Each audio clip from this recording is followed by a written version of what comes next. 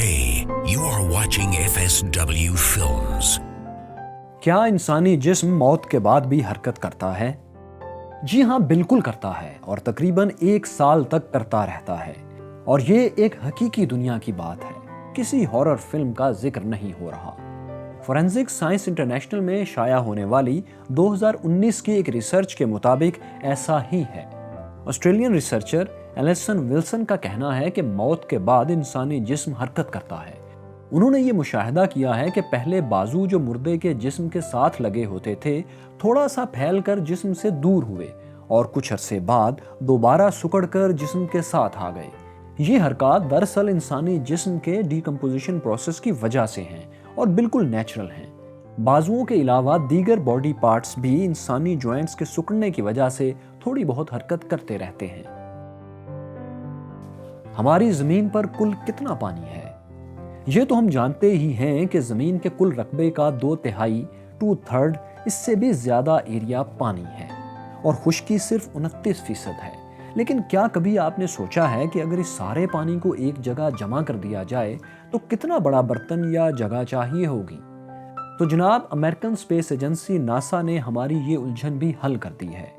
उनके मुताबिक अगर 1384 किलोमीटर डायामीटर की एक गेंद हो जो अंदर से खाली हो तो जमीन के सारे समंदर, दरिया और झीलें इसमें समा सकती हैं। और यहाँ ये भी बताते चलें कि जमीन का अपना डायामीटर 12,742 किलोमीटर का है। किस फॉन्ट में लिखना चाहिए? अगर तहरीर बास्करविल फॉन्ट में लिखी गई हो तो इस बात के ज्यादा चांसेस हैं कि पढ़ने वाला इस तहरीर से इत्तेफाक करेगा या इसको पसंद करेगा।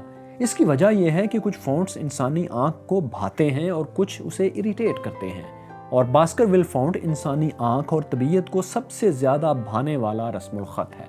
इस बात का तजुर्बा न्यूयॉर्क टाइम्स ने किया है और इनके तजर्बे के नतीजे में ये बात सामने आई है कि बास्करविल में अगर कोई मजमून लिखा होगा तो वो पढ़ने वालों को पसंद आने के चांसेस ज्यादा हैं निस्बतन इस बात के कि वही मजमून किसी और फॉन्ट में लिखा गया हो। न्यूयॉर्क टाइम्स ने यह भी नतीजा निकाला है कि सबसे गैर पसंदीदा फॉन्ट कॉमिक सैंस और हेल्वेटिका है। ऑस्कर जीतने वाला वाहिद ऑस्कर। अमेरिका के गीत निगार ऑस्कर हैमरस्टाइन एक बेहतरीन सॉन्ग राइटर थे और अनहोनी बात यह है कि वो वाहिद ऑस्कर जीतने वाले इंसान हैं जिनका अपना नाम भी ऑस्कर था और उन्हें एक ही नहीं बल्कि 2 बार बेस्ट और ओरिजिनल सॉन्ग का ऑस्कर अवार्ड मिला। पहली बार 1941 में अपने गाने the last time I saw Paris पर और दूसरी बार 1945 में it might as well be spring पर। वीडियो गेम्स एक आर्ट है।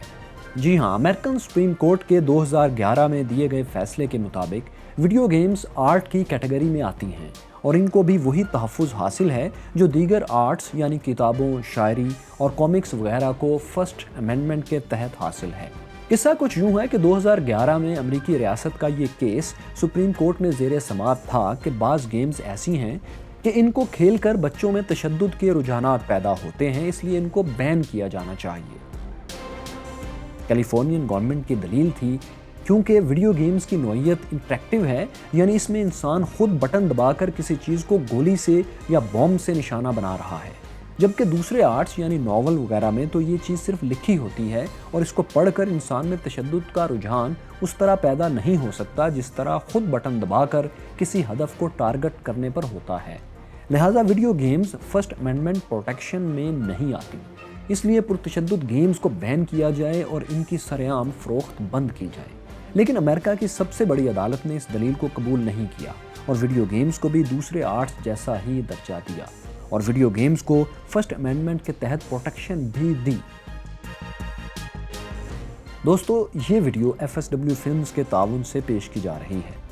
बिग सोचो को सब्सक्राइब और वीडियो को लाइक ज़रूर कीजिए। शुक्रिया।